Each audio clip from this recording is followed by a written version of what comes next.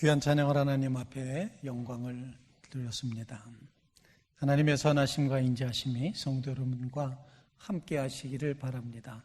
하나님께서 여러분에게 은혜의 방호복을 입히셔서 어떤 두려움, 어려움, 어떤 세균도, 어떤 바이러스도 넉넉히 이기게 하시는 주님의 은혜가 임하시기를 간절히 바랍니다. 꼭 그렇게 될 줄로 믿습니다. 영적으로 육적으로 강건케 하시는 주님의 은혜를 꼭 힘입어 살아가시게 되기를 간절히 바랍니다. 오늘 봉독해 주신 말씀을 이제 우리 누가복음 10장을 읽어주셨거든요. 거기도 의미가 있다고 생각을 하고, 하나님의 사랑이 이 시간 여러분의 마음에 선하심과 인도하심이 찬양대를 인도하신 것처럼 우리 모두를 인도하시는 그런 시간이 되시기를 간절히 바랍니다. 요나는 북이스라엘 갈릴리 출신 예언자입니다. 나사렛 동북쪽 5km 지점에 위치했던 가드 헤벨이 고향이었습니다. 아버지의 이름은 아미떼라고 전해집니다. 요나라는 이름 자체의 뜻은 비둘기라는 뜻입니다. 비둘기가 메신저인 것처럼 요나는 하나님의 메신저로 부름을 받았습니다. 그가 활동했던 시기는 북이스라엘이 경제적으로 정치적으로 굉장히 번성했던, 조금 이렇게 어깨에 힘이 들어갔던 그런 시절, 여로보암 2세의 그런 시절이었습니다. 니느웨는 아수르 제국의 도성이었습니다. 살만 에셀 3세가 다스리던 그런 시기였습니다. 니느웨는 내륙 지방에 있었지만 요나는 니느웨로 가라는 하나님의 말씀을 듣고 해안가로 가서 배를 타고 다시스로 도망을 치는 중이었습니다. 결국 그가 하나님께서 풍랑을 일으키심으로 누가 이 풍랑의 원인이냐를 이제 알게 하신 다음에 제비 뽑아 요나에게 그 제비가 해당된 사항 이후에 이방 뱃사람들이 죄가 드러난 요나를 그냥 바닷물에 빠뜨리기가 그렇지 않습니까? 그래서 열심히 배를 육지에 대려고 온갖 노력을 다했습니다. 그럼에도 불구하고 결국 감당할 수 없게 되자 요나를 바다에 던집니다. 요나가 무죄할 경우를 생각해서 하나님이 그의 죽음에 대한 책임을 자기들에게 묻지 말아달라고 하나님께 기도를 했습니다. 이방 뱃사람들은 히브리의 하나님에 대한 대단한 경외심, 두려움을 가지고 있었습니다. 요나가 던져지자마자 바닷물이 잔잔해졌습니다. 그러자 그들은 요나를 바다에 던진 후에 조용해진 바다를 인하여서 하나님께 제물을 드립니다. 그리고는 그들이 더 안전하게 보험 들듯이 자기들이 육지에 닿으면 제물을 더 드리겠습니다 라고 서원을 하고 있습니다. 이방인 뱃사람들조차도 하나님을 이렇게 철저히 의지하고 의식하고 있었습니다. 또 본문에 등장했던 큰 물고기, 이거는 태고의 리오야단이라는 그런 큰 물고기를 상기시키지만 이 큰 물고기도 창조주이신 하나님의 명령에 순종하고 있습니다. 하나님이 예비하셨다가 하나님이 요나를 삼키게 하셨다가 오늘 본문 끝절에 보면은 여호와께서 말씀하시니까 물고기가 요나를 육지에 내려놓았다, 토해놓았다 이렇게 표현을 하고 있습니다. 피조세계의 모든 피조물도 하나님의 뜻대로 움직이고 있습니다. 그런데 요나만은 하나님의 명령을 거부하고 도망가고 있더라는 것입니다. 예수님은 바리새인들의 영적인 무지와 완고함을 정확히 알고 계셨습니다. 예수님이 벙어리 되고 또 이제 볼 수 없었던 그런 귀신 들린 그 사람을, 어린이를 이제 고쳐주게 됩니다. 그랬을 때 이 바리새인들과 서기관들은 말하기를 예수님의 이 하나님의 능력, 메시아됨의 능력을 인정하지 않고 귀신의 대왕 바알세불의 힘을 빌어서 저가 귀신을 쫓아낸다 이렇게 말을 했습니다. 그러면서 믿지도 않을 거면서 예수님께 계속 요청을 합니다. 우리에게 표적을 보여주십시오. 표적을 보여달라 이렇게 계속 요청을 하고 있습니다. 이 바리새인들은 예수님과 늘 대척점에 있다고 복음서는 기록을 합니다. 그것도 그 이유는, 이렇게 예수님이 바리새인과 대립하고 있는 이유는 예수님이 자신들의 조상들, 장로들의 유전을 지키지 않는다는 이유였습니다. 안식일의 규정을 지키지 않기 때문에 사사건건 시비를 걸고 부딪히고 요즘 말로 표현하면 악플을 달고 있습니다. 바리새인들은 안식일에 침상, 침대 자리를 옮긴다든지 병자를 고친다든지 미리삭을 훑어서 추수를 한다든지 안식일에 허용된 거리 이상을 걷는다든지 이 모든 것들을 이제 규정한 장로의 유전, 그들의 율법 해석, 그 관습, 이것을 아주 중요하게 생각을 해서 그것을 한 가지라도 어기면 죄인이다, 구원받지 못한다고 하는 그런 철저한 생각 때문에 형식적인 안식일을 지키고자 열심히 노력을 했습니다. 과거에 우리 교회 50주년 기념으로 청년들이 이스라엘 성지순례라고 했던 이야기를 저는 아직도 기억하고 있습니다. 이스라엘에서 마침 안식일을 호텔에서 맞이하게 되는데 그 호텔 엘리베이터 앞에 유대인들이 잔뜩 모여 있더랍니다. 왜냐하면 이 버튼을 누르는 게 일이기 때문에 안식일에 일하지 말라, 그러니까 누르지 않아야 되는 거예요. 그러더니 우리 학생 청년들이 누르고 타니까 우르르 다 타더랍니다. 일하지 않기 위해서 그렇게 철저하게 정말 그 자기네들이 가졌던 관습이 거의 하나님처럼 이거 하나라도 지키지 않으면 안 된다고 하는 그런 마음으로 버튼 하나 누르는 것도 일이기 때문에 누가 눌러줄 때까지 기다리고 있었던 이 아주 그 규칙과 법칙과 관습에 철저하면서 그것이 곧 하나님의 뜻이라고 생각했던 이 바리새인들과는 대조적으로 예수님은 율법을 주신 하나님의 뜻이 무엇인지, 안식일이 사람을 위해 있지 사람이 안식일을 위해 있느냐, 이렇게 말씀하시면서 하나님의 놀라운 사랑을 가지고 마음껏 자유롭게 그렇게 안식일에도 일하셨음을 보여주고 있다는 것입니다. 바리새인들은 율법의 의미를 지키기보다는 지키는 행위 그 자체에 그것을 우상화했다, 이렇게 표현할 수가 있습니다. 율법 세칙을 잘 지켜야 믿음이 좋은 것이었고 구원받는 것이었고, 그렇기 때문에 그것을 지키지 않은 예수님은 아주 죄인이고 그가 죄인이다.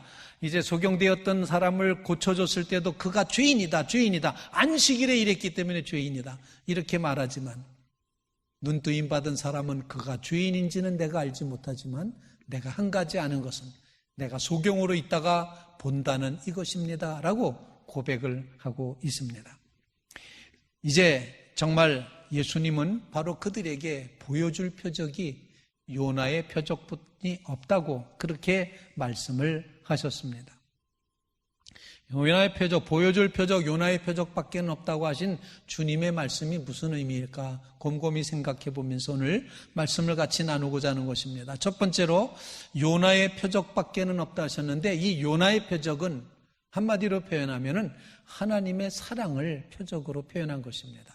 하나님의 사랑, 즉 니느웨 도성 유대 백성들이 저주받아 마땅하다고 생각했던 이방 백성, 그 니느웨 사람들조차도 하나님의 엄청난 사랑의 품 안에 돌아와야지 되는 사람이라는 사실을 가르쳐 주고 있다는 것입니다. 바리새인들이 표적을 보여달라고 했는데 그것은 바로 하나님은 이방인조차도 구원하신다, 하나님의 사랑은 이렇게 크다, 그 사실을 요나의 표적으로 바리새인들에게 보여주신 것입니다. 즉 하나님의 사랑 그 자체가 표적이다, 사랑의 주님이 표적이다, 내가 하나님을 대신하여 메시아로 이 땅에 왔는데 하나님의 사랑으로 왔노라, 그러므로 이것이 바로 요나의 표적이다, 보여줄 게 이것뿐이 없다라고 말씀을 하신 것입니다. 요나보다 더 크고 솔론보다 더 크신 분, 악한 세대를 구원하시고자 오신 사랑의 하나님 예수 그리스도, 이걸 보여줄 수는 이것뿐이 없다라고 말씀을 하고 있는 것입니다.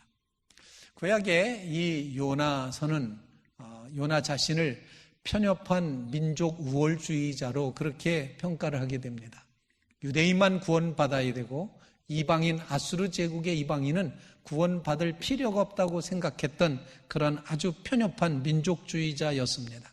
그런데 그 요나서를 통해서 하나님은 하나님의 보편적인 사랑을 선포하시고 있다는 것입니다. 하나님의 사랑, 그 이상의 표적은 없다. 요나의 표적, 그것은 하나님의 사랑을 의미하는 것이다. 우리에게 가르쳐주고 있습니다.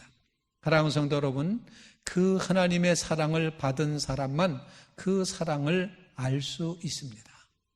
그 사랑 받은 사람만 그 사랑 알도다 고백하게 되는 것입니다.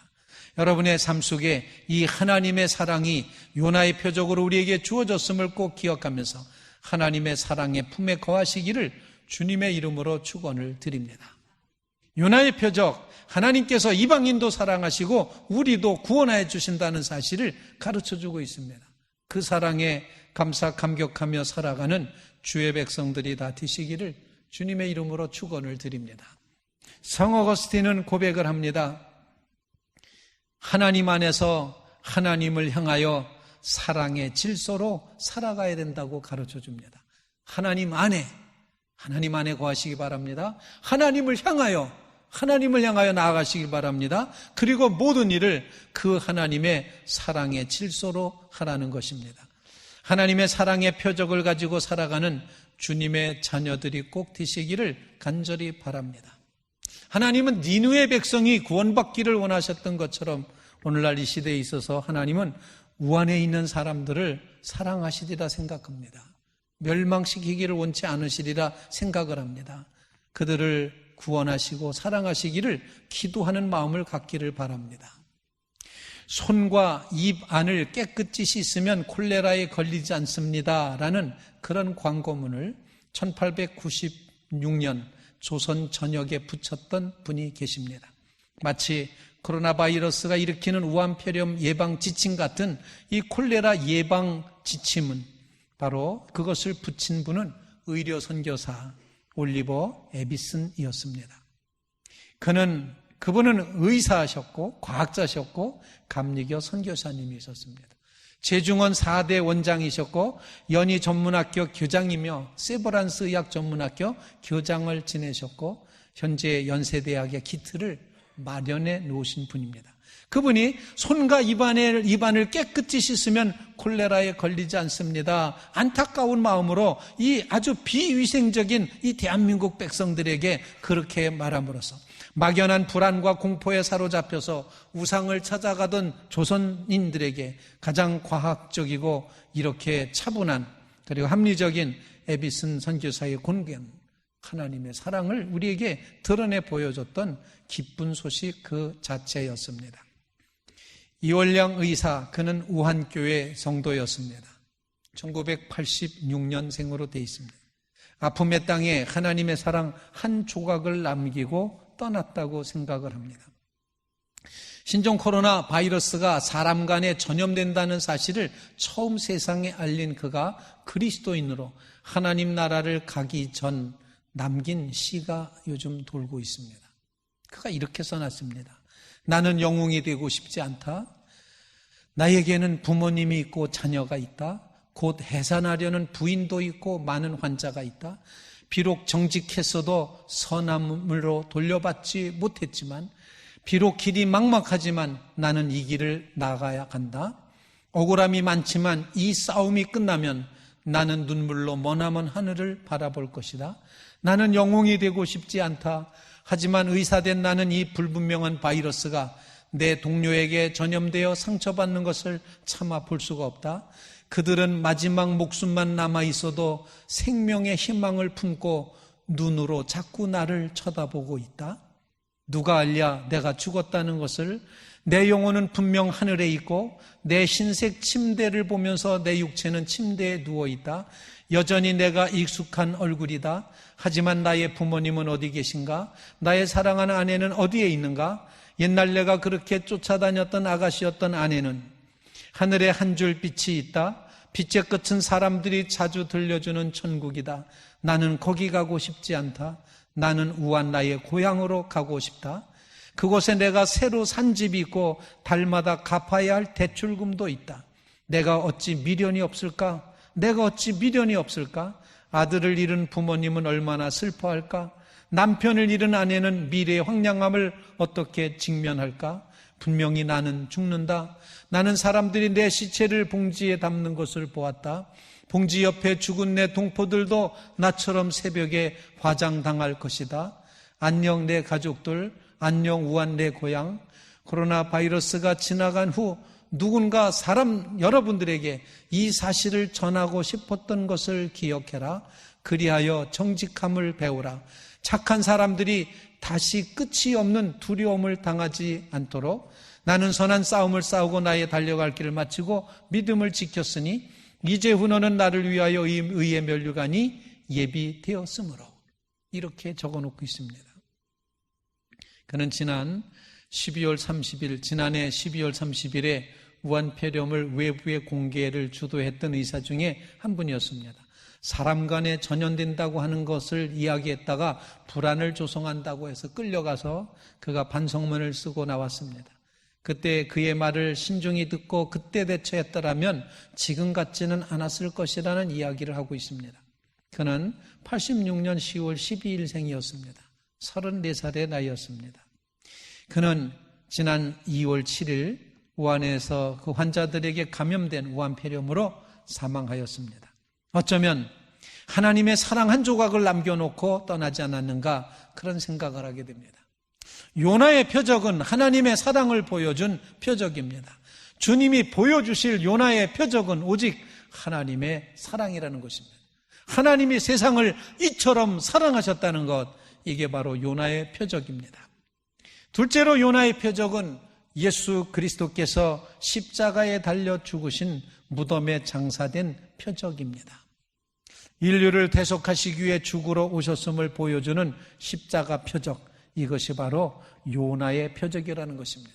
내가 너에게 보여줄 것은 요나의 표적 밖에는 없다. 그 요나의 표적은 십자가에 죽어 무덤에 이제 갇혀서 3일을 지나고 부활하게 될 것을 말씀하신 이 십자가의 죽음과 부활을 요나의 표적으로 말씀을 하신 것입니다. 어쩌면 이 시대에도 여전히 우리가 바라보고 믿어야 될 표적이 바로 십자가와 부활의 표적 아니겠습니까?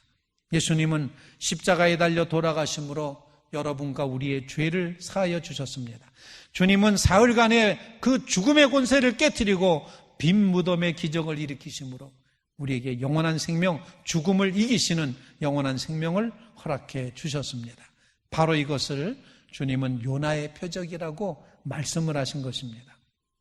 요나의 표적, 예수님께서 사흘 동안 땅속에 계실 것을 의미했습니다. 마치 이 세대가 표적을 구하는데 그 구하는 표적, 그 이적, 그것은 예수님이 복음서에 이제 자신의 공생애를 시작할 때 처음 광야에서 40일간 금식하신 후에 나타났던 사탄에게 시험 받으셨던 그 유혹과 비슷하다고 생각이 됩니다. 바리새인들은, 서기관들은, 당시에 이 세대의 사람들은 음란하고 악한 백성들이라 표적을 요구합니다. 그 표적은 어떤 표적입니까? 돌로 떡을 만들어 보라는 표적입니다. 물질의 풍성함을 의미합니다. 경제적인 유혹이라고 표현합니다. 그리고 나한테 절하면 세상 만국에 권세를 주겠다고 그렇게 유혹을 합니다. 권력에 대한 의지입니다. 그리고 이 높은 성벽 위에서 뛰어내려도 죽지 않으면 모든 만민이 너를 따를 것이라. 종교적인 유혹입니다. 이 모든 유혹은 사람들을 놀라게 함으로 인기를 얻을 수 있는 표적들이었습니다. 그런데 예수님은 너희가 이 악한 세대가 구하는 표적을 줄 수가 없다. 내가 주는 표적은 그저 죽어서 사흘 동안 무덤에 갇혀 있다가 부활할 바로 십자가와 부활의 표적, 이것만 보여줄 수밖에 없다. 요나의 표적 밖에는 보여줄 표적이 없다는 것입니다. 세상 사람들이 바라는 표적은 성공하는 겁니다. 출세하는 겁니다. 인기를 끄는 것입니다. 그러나 예수님이 보여주시는 표적은 죽임을 당함으로써 죄를 극복하고 다시 살아남으로써 죽음을 극복하는 그 표적을 보여주신다는 것입니다. 이 가장 큰 표적, 예수 그리스도께서 십자가에서 죽으신 대속자 구세주라는 사실, 내가 온 것은 섬김을 받으려 함이 아니라 많은 사람을 위하여 대속물로 주로 오셨다고 하신 이 표적을 주님이 말씀하신 것입니다. 여러분의 삶에 예수님의 십자가가 다시 한번 굳건히 세워지시기를 간절히 바랍니다. 그가 찔림은 우리의 죄악 때문이요 그가 상한 우리의 허물을 인함이라. 그가 채찍에 맞음으로 우리가 나음을 입었도다. 고난받는 종이신 예수 그리스도의 십자가가 요나의 표적인 것을 기억하시기를 주님의 이름으로 축원을 드립니다. 셋째로 요나의 표적은 성령의 역사로 말미암는 회개의 표적입니다. 내가 보여줄 표적, 그것은 회개하는 것이다, 이런 의미가 되었습니다. 요나는 지금 물고기 뱃속에서 철저하게 회개합니다. 물고기 뱃속에서 그의 하나님 여호와께 기도하여 이르되 내가 받는 고난으로 말미암아 여호와께 불러 아랬더니 주께서 내게 대답하셨고 내가 수월의 뱃속에서 부르짖었더니 주께서 내 음성을 들으셨나이다. 내가 주의 목전에서 쫓겨났을지라도 다시 주의 성전을 바라보겠다 하였나이다. 이 돌이키는 역사를 이제 물고기 뱃속에서 요나가 회개하며 고백하고 있습니다. 그러면서 그가 마지막 부분에 고백하기를 구원은 여호와께 속하였나이다, 이렇게 고백합니다. 구원은 여호와께 속하였나이다. 그러므로 여호와께로 돌아갑니다. 이렇게 고백하자 물고기가 요나를 육지의 토에 놓았습니다. 요나의 표적, 그것은 바로 회개의 표적이라는 것입니다. 요나의 설교를 들은 니느웨 백성들이 회개를 합니다. 당시 살마네셀 3세가 다스렸던 이 아수르 니느웨 도성은 전의 왕들보다는 조금 그 제국의 힘이 약해졌던 시기였습니다. 세 가지 이유가 있었는데, 북쪽의 신흥국가였던 아라랏과 전쟁을 긴 시간 전종을 했기 때문에 이 아수르 제국이 약해졌습니다. 거기다가 6년에 걸쳤던 전염병이 강하게 돌았던 시기가 있었습니다. 그래서 그 전염병 때문에 또 약해졌습니다. 성경에 전염병 얘기 참 많이 나옵니다.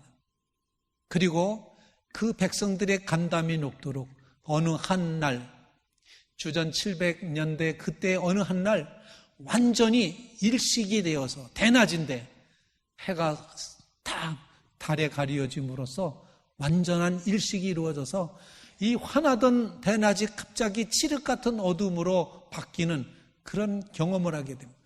백성들의 마음이 완전히 간담이 녹는 그런 마음이 되었습니다. 바로 그런 시절에 요나가 3일길 걸려서 전도해야 되는 3일길의 그 도시를 하루만 전도하고 말았습니다. 전도도 아닙니다. 선고하는 겁니다. 40일에 너희 망할 거야, 이것만 얘기합니다. 대로에 나가서 광화문 광장에서 외치지 않았습니다. 뒷골목에서, 관악산 밑 같은 뒷골목에서 이야기를 합니다. 40일에 망한대. 그런데 그 말을 듣고 왕으로 비롯해서 모든 백성들이 다 옷을 찢고 재를 뿌리고 하나님 앞에 회개하였습니다. 하나님께서 회개의 역사로 그 니느웨 도성을 살리셨습니다. 그래서 예수님께서 말씀하신 건 내가 보여줄 표적은 요나의 표적뿐이 없다. 그 표적은 곧 회개해야지 된다는 그런 사실을 우리에게 가르쳐 주고 있다는 것입니다. 요나보다 더 큰 분 예수님이신데 바리새인들이여 너희는 왜 회개하지 않느냐. 니느웨 사람, 너희가 멸시했던 이방인 니느웨 사람들도 그들도 회개했는데 너희는 왜 돌이키지 않느냐 라는 그런 질문을 지금 주님이 하시고 있다는 것입니다. 사람을 변화시키는 기적, 그것은 바로 회개로부터 시작된다고 생각을 합니다. 니느웨 성과 같이 세속적이고 사악한 성이 회개하였다는 것, 하나님의 역사인데 이렇게 놀라운 하나님의 역사를 이제 너희가 기억하면서 왜 바리새인인 너희는 도무지 돌이키려 하지 않느냐라는 그런 질문인 것입니다. 이 같은 회개와 변화의 역사를 위해서 이 세상에 주님이 오셨으니 보여줄 표적, 회개하는 것뿐이 없다. 요나의 표적, 그것은 바로 회개하는 것이다. 이렇게 우리에게 가르쳐 주시고 있는 것입니다. 예수님은 서기관과 바리새인의 의보다 니느웨 사람이 의가 더 낫다고 하면서 마지막 날때 때문에 니느웨 사람들이 다 일어나가지고 유대인 너희를 정죄할 것이다, 이렇게 말씀하죠. 바리새인 너희를 정죄할 것이다. 니느웨 사람이 바리새인보다 더 낫다는 것입니다. 니느웨 사람들이 율법을 지킴으로 얻는 의가 아니라 회개함으로 얻은 의이기 때문에 그들이 너희를 심판할 수도 있다. 이렇게 오늘 본문에 말하고 있습니다. 사랑하는 성도 여러분, 하나님의 말씀, 예수님의 이 교훈은 무엇입니까? 요나의 표적은 우리가 이 모든 시대 상황을 보며 하나님 앞에 돌이키는 것입니다. 하나님을 향하여 돌아서는 것입니다. 하나님 앞에 자복하며 회개하는 것입니다. 바로 이것이 요나의 표적이 된다는 것입니다. 여러분의 삶에 주님이 보여주실 게 이것뿐이 없다고 하신 그것이 하나님의 사랑임을 믿으시기를 바랍니다. 내 죄를 구원하시기 위한 십자가와 나를 영생하도록 하시는 부활인 것을 믿으시기 바랍니다. 그렇기 때문에 우리는 이제 하나님을 향하여 돌아서야지 된다는 것입니다. 회개를 말하는 이 표적, 죄를 뒤집어 쓰고 옷을 찢고 했던 회개하는 백성, 날마다 주님을 향하여 돌아서는 역사, 날마다 매 순간마다 내 심령이 주님을 향하여 다시 돌아서는 이런 역사, 회개할 때에만 희망이 있습니다. 요나의 표적이 회개라는 사실입니다. 요나의 표적밖에는 없습니다. 하나님의 사랑이 표적입니다. 십자가가 표적입니다. 회개가 표적입니다. 악하고 음란한 세대여 지옥에 가지 말라. 십자가로 돌아가라. 예수님이 보여주신 유일한 표적, 요나의 표적, 하나님의 사랑으로 돌아가라. 구원은 하나님께 속하였느니라. 이것이 이 시대에 우리에게 주시는 하나님의 음성입니다. 여러분 어떻게 응답하시겠습니까? 기도드리겠습니다. 걸어가신 아버지 하나님, 보여주실 것이 이것뿐이 없다고 하시면서 요나의 표적을 말씀하셨습니다. 하나님의 엄청난 사랑입니다. 주님의 십자가의 구원의 은혜입니다. 우리로 하여금 돌이키도록 정말 주님께서 우리에게 요청하시는 하늘의 음성입니다. 시대를 바라보며 돌이켜 하나님을 향하게 하여 주시옵소서. 회개하게 하여 주시옵소서. 하나님을 향하여 전향하게 하여 주시옵소서. 오라 우리가 여호와께로 돌아가자. 그렇게 고백하며 주님을 향하여 마음과 손을 아울러 드는 주의 백성들 되게 하여 주시옵소서. 예수님의 이름으로 간절히 기도하옵나이다. 아멘.